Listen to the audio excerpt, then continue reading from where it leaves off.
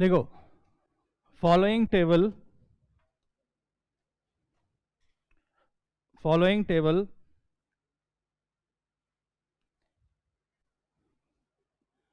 gives the data of consecutive coordinates.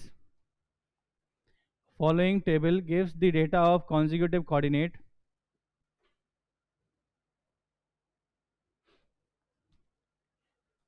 in respect of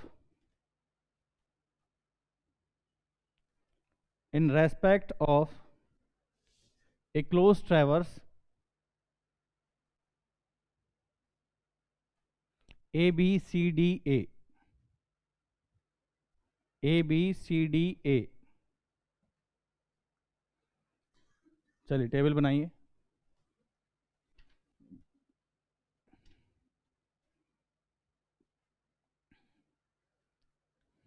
इस question से आपको ट्रेवर्स में जो थ्योरी पढ़ी है उस थ्योरी का पता लग जाएगा कि भाई मेरा कितना कमांड है इस पर, क्योंकि एक एक पॉइंट इसमें पूछा गया है।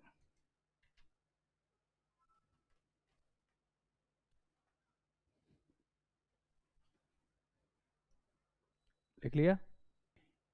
North south east west coordinates दे रखे हैं। कौन से कोऑर्डिनेट्स हैं ये? कॉन्जिक्यूटिव कोऑर्डिनेट्स हैं। ठीक है, तो इसमें देखो क्या क्या पूछा है वो लिखो। From the above data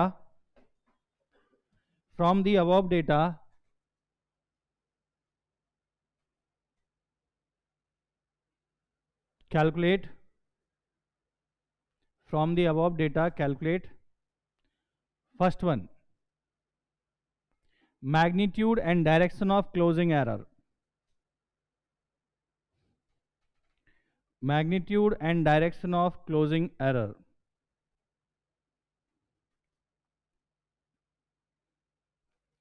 Second one, correct consecutive coordinates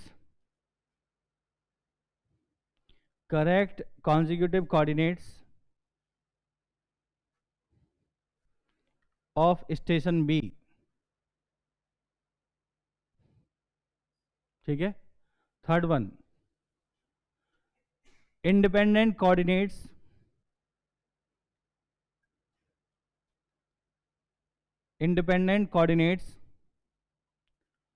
of station B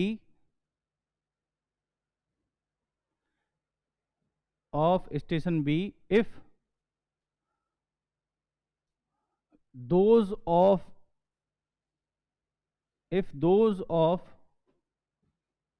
capital A, those of A are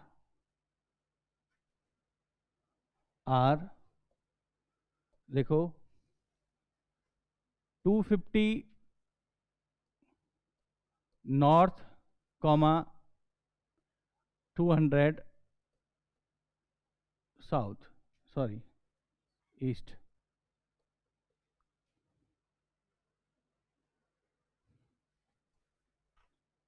ठीक है, सॉल्व कीजिए। देखो, क्वेश्चन की अप्रोच तक पहुंचने के लिए आपके पास 5 मिनट का टाइम है।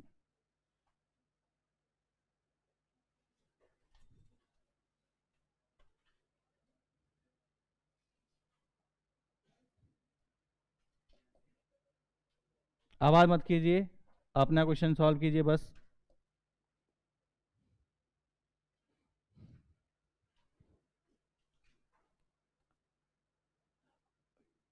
रफली सॉल्व करने की कोशिश करेंगे। Summation L is equal to 0 कैसे कर दिया? लैटिट्यूड्स कहाँ हैं? ये तो कोऑर्डिनेट्स हैं। नहीं कराया क्वेश्चन, ये क्लासरूम में कराया है क्वेश्चन। देखो, डायग्राम से क्वेश्चन सॉल्व नहीं होगा। अगर आप ये सोच रहे हैं कि डायग्राम से हो जाएगा तो कब तक करोगे डायग्राम से? हर एक लाइन का लैटिट्यूड और डिपार्चर कैलकुलेट करना पड़ा है। क्लोजिंग एरर के लिए आपको summation L and summation D calculate करना है। तो लैटिट्यूड एंड डिपार्चर आएगा कुछ 2 कुछ समथिंग, बट जो आप कर रहे हो वो गलत है, उससे मार्क्स नहीं मिलेंगे। ये तो डेटा इस तरह से एडजस्ट हो जाएगा कि आप क्लोजिंग एरर सही बता दोगे, वो कोई दिक्कत नहीं है, बट आगे क्वेश्चन कैसे सॉल्व करोगे बताओ? Correct consecutive coordinates of station B, कैसे? मेथड लगाओगे ना, तो लैटिट्यूड और डिपार्चर चाहिए, ट्रांजिट मेथड तो यही कहता है, तो फिर लैटिट्यूड और डिपार्चर कहाँ है?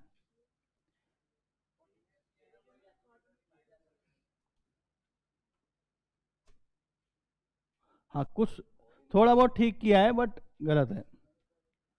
अब देखो, मैं आपको इसकी अप्रोच बताता हूं, ये क्वेश्चन बस पहली लाइन जो थी ना उसी पर टिका हुआ है, अगर उसको समझ गए तो पूरा क्वेश्चन बहुत आसानी से हो जाएगा।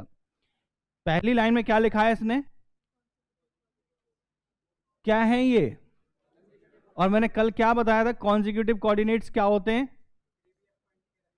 प्रीवियस पॉइंट के रेस्पेक्ट में उस लाइन के फॉरवर्ड पॉइंट के जो कोऑर्डिनेट्स होंगे उनको कॉन्जिक्यूटिव कोऑर्डिनेट्स बोलेंगे। तो प्रीवियस पॉइंट अगर 0 0 है और फॉरवर्ड पॉइंट के आपको कोऑर्डिनेट्स दे दिए, तो बेसिकली वो उस लाइन के लैटिट्यूड और डिपार्चर नहीं हो गए, नहीं हो गए। अगर मैं आपसे कहता हूं, चलो इसका कंसेप्ट समझ लेते हैं। देखो, ये एक लाइन है ए बी, ठीक है, इसको अगर हमने 0 0 मान लिया, इस लाइन की बियरिंग है थीटा और लेंथ है एल, तो इस पॉइंट ए बी बी के कॉन्जिक्यूटिव कोऑर्डिनेट्स क्या हो जाएंगे मुझे बताओ? एल साइन थीटा और यहां से एल कॉस थीटा, तो इसके जो कोऑर्डिनेट्स हो जाएंगे वो L cos theta comma L sine theta हो जाएगा, नहीं हो जाएंगे? तो किसी भी लाइन के फॉरवर्ड पॉइंट के जो कॉन्जिक्यूटिव कोऑर्डिनेट्स हैं वो उस लाइन के लैटिट्यूड और डिपार्चर को रिप्रेजेंट करता है। बस ये कहानी थी इसमें। तो आपको इसका सॉल्यूशन स्टार्ट करने से पहले एक स्टेटमेंट लिखना होगा, और ये क्वेश्चन जब आएगा तो 20 नंबर में आएगा, 20 नंबर या 15 नंबर में आएगा। 3 क्वेश्चन पूछें तो 5 5 नंबर के क्वेश्चन बन सकते हैं। तो स्टेटमेंट लिखो,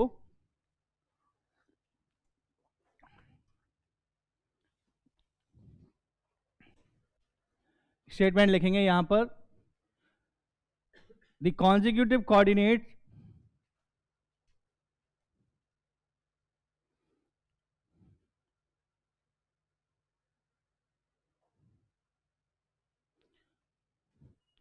इसमें पहले एक लाइन और ऐड कर लो, for a line, for a line, for a line the consecutive coordinates of its forward point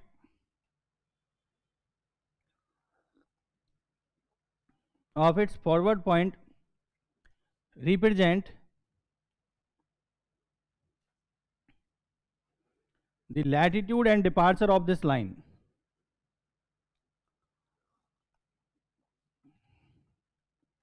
the latitude and departure of this line।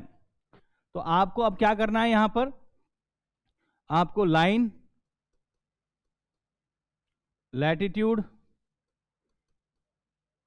और डिपार्चर की एक टेबल बनानी है।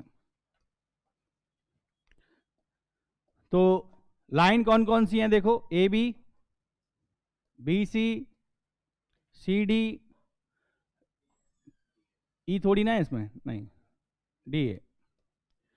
तो अब देखो, बीसी लाइन का फॉरवर्ड पॉइंट कौन सा है, सॉरी, ए बी लाइन के फॉरवर्ड पॉइंट कौन सा है, बी।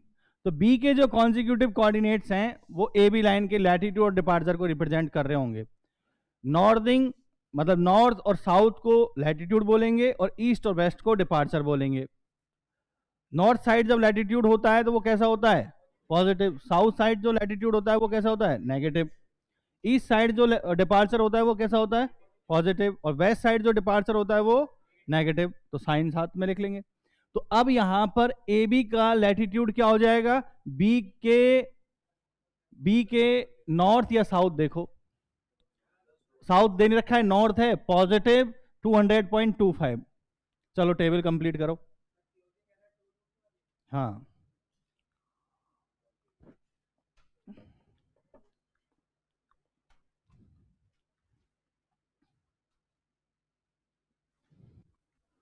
तो बी के कोऑर्डिनेट्स जो हो जाएंगे 200.25 और डिपार्चर हो जाएगा 299.25, यही होगा ना। अब ऐसे ही लाइन BC, तो BC के जो फॉरवर्ड पॉइंट है, BC लाइन का जो फॉरवर्ड पॉइंट है वो C है, तो C के कॉन्जिक्यूटिव कोऑर्डिनेट हो जाएंगे अपने, साउथ दे रखा है 299, मतलब नेगेटिव नेगेटिव, और ईस्ट वेस्ट में से दे रखा है ईस्ट 199.75 पॉजिटिव। ठीक है जी। CD, अब लाइन CD के लिए D के कॉन्जिक्यूटिव कोऑर्डिनेट देखो, नेगेटिव नेगेटिव आएंगे दोनों, 200 एंड 350.50 नेगेटिव। DA लाइन के लिए A के कॉन्जिक्यूटिव कोऑर्डिनेट देखो, 300.75 और 200.50 माइनस। तो अब इस क्वेश्चन में बचा क्या है, बस यही तो था। अरे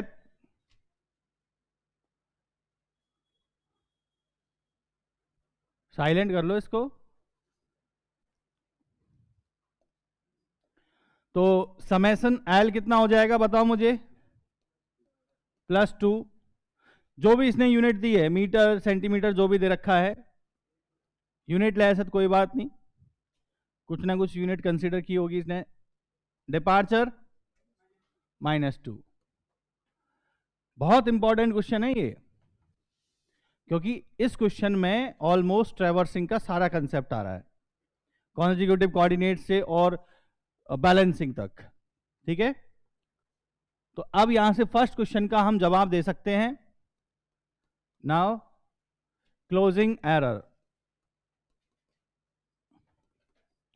क्लोजिंग एरर क्या हो जाएगा बताओ, E is equal to √of summation L square plus summation D square.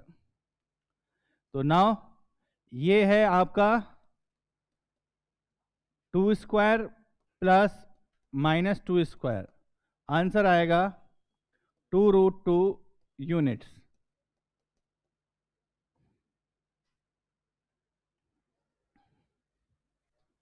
This is the closing error.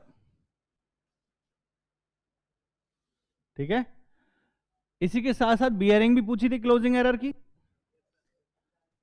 तो अब बियरिंग को थोड़ा सा ध्यान से कैलकुलेट करेंगे, इसको समझ लो बियरिंग को कैसे कैलकुलेट करेंगे अपन। देखो यहां पर बियरिंग कैलकुलेट करना है, तो बियरिंग ऑफ क्लोजिंग एरर, अब पहले समझ लो इसको, बाद में लिखना। tan theta is equal to क्या लिखूं, summation D upon summation L, summation D upon summation L, -2 upon +2।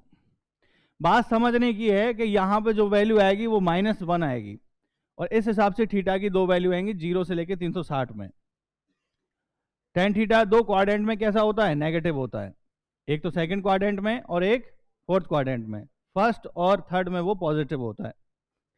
तो अब हमको आइडेंटिफाई करना पड़ेगा कि किस क्वाड्रेंट में है ये, बिकॉज जो क्लोजिंग लाइन है उसका डिपार्चर का साइन आ रहा है नेगेटिव और उसके लैटिट्यूड का साइन आ रहा है पॉजिटिव।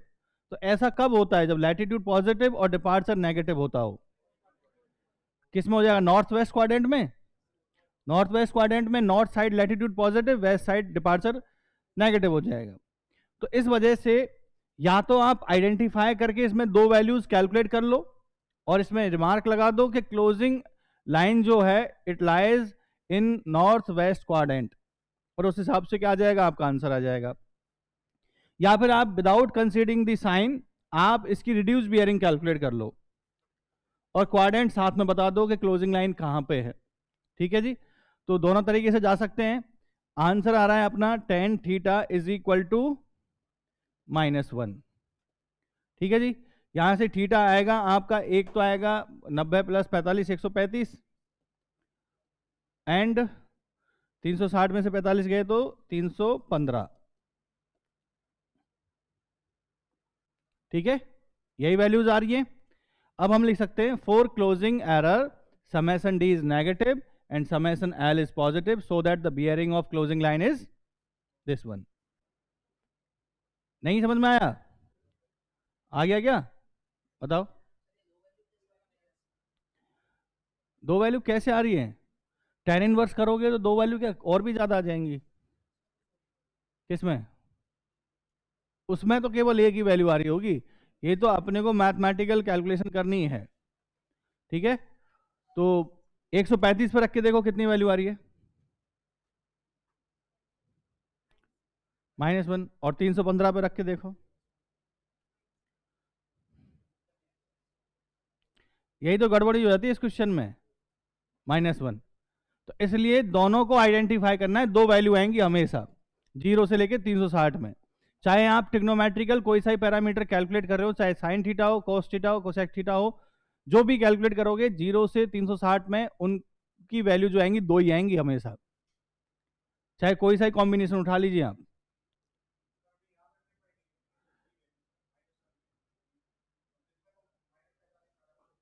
क्या आ रहा है? -45 आ गया ना, -45 आया, इसका मतलब समझो कि tan थीटा की वैल्यू किस किस क्वाड्रेंट में नेगेटिव होगी, किस किस क्वाड्रेंट में होगी? सेकंड में, फर्स्ट में कैसे हो सकती है? सेकंड में और फोर्थ में। -45 का मतलब है कि 180 में से -45 कर दो और 360 में से -45 कर दो। ठीक है ना, -45 का मतलब ये है, और याद करने की जरूरत भी कहां आ रही है इसको, मैंने तो माइनस देखा ही नहीं, मैंने तो माइनस से ये आइडिया लगा लिया है कि ये किस क्वाड्रेंट में है। आप अगर इसमें कंफ्यूज हो रहे हैं, केवल एक ही वैल्यू चाहिए, तो वो भी एक ऑप्शन है अपने पास, देखो मॉड लगा दिया, इसको तो अलग से रहने दो, इसका दूसरा पार्ट जो है इधर कर देते हैं। अगर आपको साइन में दिक्कत आ रही है कि सर दो दो वैल्यू आएंगी, मैं कौन सी लूंगा, तो इस वजह से क्या करना है आपको, केवल मैग्नीट्यूड कैलकुलेट करना है, क्वाड्रेंट नहीं बताना है। तो उसमें लिखना पड़ेगा रिड्यूस बियरिंग। क्या लिखना पड़ेगा? Reduce bearing of closing error. अब बताओ रिड्यूस बियरिंग की वैल्यू कहां से कहां तक होती है? 0 से 90, और 0 से 90 में तो हर एक वैल्यू क्या रहती है? पॉजिटिव रहती है, चाहे ट्रिग्नोमेट्रिकल पैरामीटर कोई सा ही ले लो। तो यहां से tan theta mod of the summation d upon summation l, इसका मतलब केवल और केवल मैग्नीट्यूड पुट करना है, साइन पुट नहीं करना है। तो 2/2 साइन हटा दिया मैंने, तो यहां से जो वैल्यू आएगी वो कितनी आएगी? 45। ये रिड्यूस बियरिंग है। क्या है ये? रिड्यूस बियरिंग है। अब आपको बताना पड़ेगा कि ये जो क्लोजिंग एरर है वो किस क्वाड्रेंट में लाई कर रही है। तो स्टेटमेंट लिखेंगे for closing error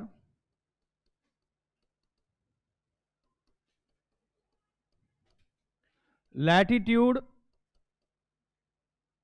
is positive and departure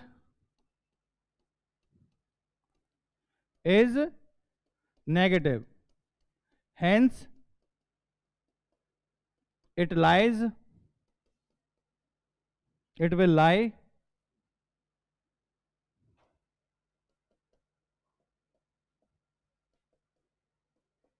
lie in northwest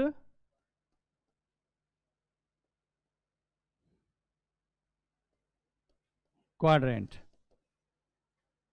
north west quadrant. अब मैंने ये पॉजिटिव नेगेटिव कहां से लिखा? समेशन एल और समेशन डी के साइन से। समेशन एल क्या है? क्लोजिंग एरर का लैटिट्यूड, और समेशन डी क्या है? क्लोजिंग एरर का डिपार्चर। क्लियर? तो किस क्वाड्रेंट में लाई कर रहा है ये? फोर्थ क्वाड्रेंट में, नॉर्थ वेस्ट क्वाड्रेंट में, hence whole circle bearing, so that WCB of closing error कितना हो जाएगा? 360 माइनस 45 डिग्री, ये लिख सकते हो आप, ठीक है। ये नहीं लिख सकते भाई, इस बार तो हमने केवल एक ही वैल्यू कैलकुलेट की है 45। हाँ हाँ, नहीं, आंसर हमारा दो आंसर आ रहे हैं ना, तो दो आंसर आपको कैसे आइडेंटिफाई करने पड़ेंगे कि इनमें से हमारा सही आंसर कौन सा है। तो समेसन एल और समेसन डी का साइन देख लो बस, क्वाड्रेंट पता चल जाएगा किस क्वाड्रेंट में वैल्यू है, वो आपकी करेक्ट होगी। और यही स्टेटमेंट आप, जैसे दो वैल्यू आई यहां तक किया, दो वैल्यू आई, यही स्टेटमेंट यहां लिखना होगा। For closing error latitude is positive, departure is negative, hence it will lie in north west quadrant, so that WCB is theta is 315 degree. Fourth quadrant की यही वैल्यू है। चलो लिखो, मैथमेटिकल तो आ सकती है ना, वैल्यू तो एक ही क्वाड्रेंट में लाई करेगी, लाइन तो एक ही क्वाड्रेंट में होगी, लाइन तो एक ही क्वाड्रेंट में होगी ना, ठीक है। कोई कंफ्यूजन चल रहा है क्या इस बात को लेकर? कहीं ऐसा तो नहीं सोच रहे कि ऐसी लाइन बना रहे हो दिमाग में कहीं कि ये रेफरेंस फ्रेम है और ये लाइन यहाँ से जा रही है, आधी इधर और आधी इधर, ऐसा तो नहीं सोच रहे ना भाई? रेफरेंस फ्रेम हम लाइन के एंड पॉइंट पे लगाते हैं, तो वो किसी ना किसी एक ही क्वाड्रेंट में मिलेगी आपको। लिखा ही आपने?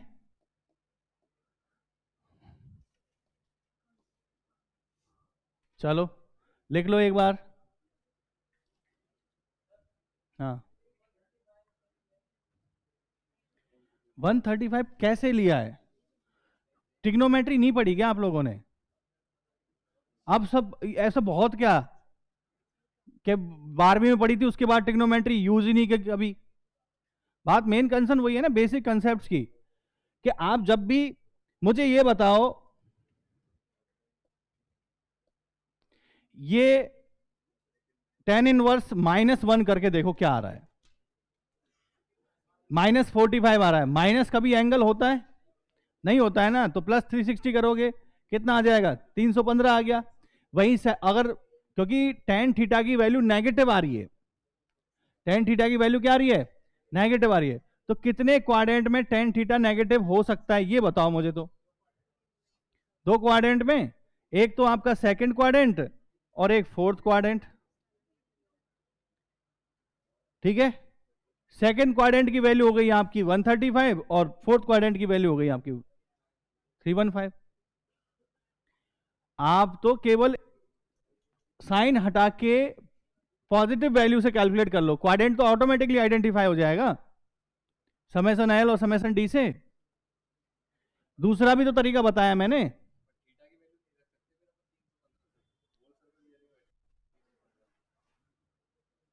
किसकी?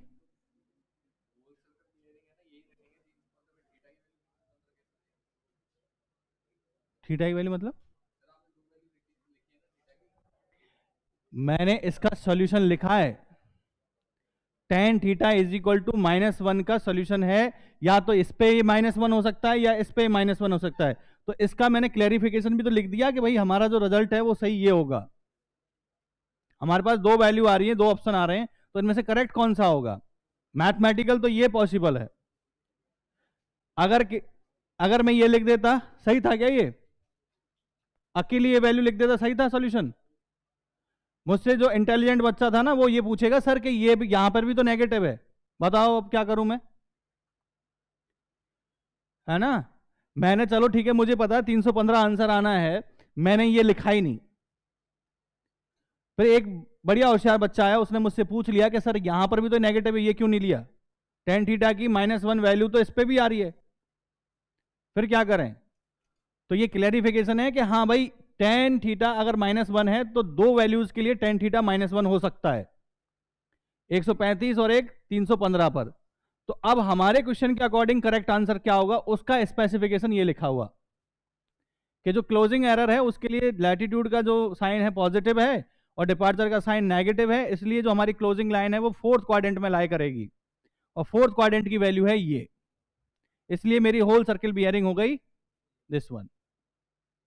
ठीक है, बेवजह कंफ्यूज हो रहे हो आप?